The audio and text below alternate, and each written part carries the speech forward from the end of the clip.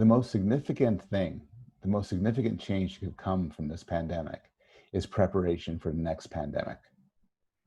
If the next pandemic is a bird flu that kills over 50% of the people who get it, it could be a species-ending event. It could be the end of civilization. And if this pandemic leads us to prepare better for the next one, it could be the greatest blessing you could imagine.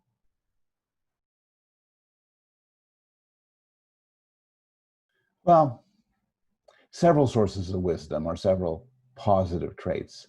We'll need self-control to constrain our impulse to give it all up and not take precautions.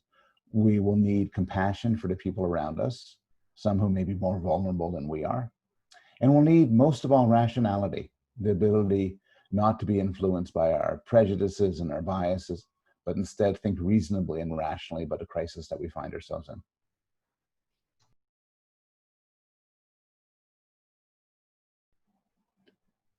The worst change that could come from this pandemic, which is plausible and we see it, is xenophobia. We get very caught up in our own small group, and we are dismissive, or worse, cruel and accusatory towards other groups.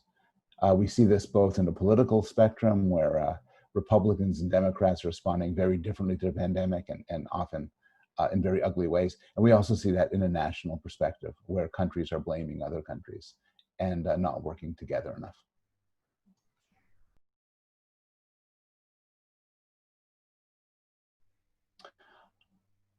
I think what will rescue people from this is actually a form of moral wisdom, is a recognition that we are all people, we all have equal rights, we all suffer the same, and that as moral, decent creatures, we do better by working together to combat a common problem rather than to fight each other.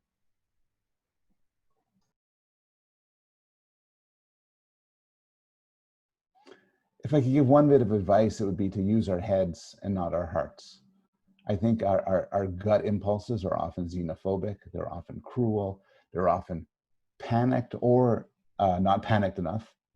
And I think we're going to get through this in the best possible way if we just reason intelligently, we think about others, and we don't succumb to either bias or irrationality.